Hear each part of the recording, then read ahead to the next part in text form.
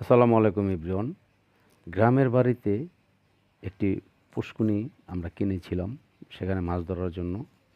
তো এই যে দেখেন আমাদের বিক্রমপুরের আলুর অবস্থা। খেতে কত সুন্দর আল্লাহর রহমত দিছে আলু। আর এই আলুগুলাই সারা বিশ্বে চলে যায়। এটা হইছে আমের বাগান পুষ্কুনির পাড়ে। কত সুন্দর ফুল ধরছে। তো গ্রামীণ যে কিছু দৃশ্য এগুলো কিন্তু আসলে খুব মজার। এই যে দেখেন আমরা মাছ ধরতেছি। এই মাছগুলা কিন্তু সচরাচর সবাই ধরতে পারে না। আর এগুলা কিন্তু যারা ঢাকা শহরে থাকে তারা কিন্তু খুব আনন্দের সাথে মাছগুলা ধরে। তো যাই হোক, অনেক মাছ পাইছি আলহামদুলিল্লাহ। মাছ যেমন তেমন কিন্তু আনন্দ ফুর্তিটা হচ্ছে সবচেয়ে বড় জিনিস। কারণ এই যে মাছ ধরা, এটা কিন্তু অনেকেরই একটা শখ যে আমি মাছ ধরবো। বাজার থেকে কিন্তু কিনতে পাওয়া যায়। কিন্তু এই যে ধরা মাছ, দেশের অরিজিনালি মানে পুষ্কুনির যে মাছগুলা, এগুলা কিন্তু স্বাদই একটা অন্যরকম।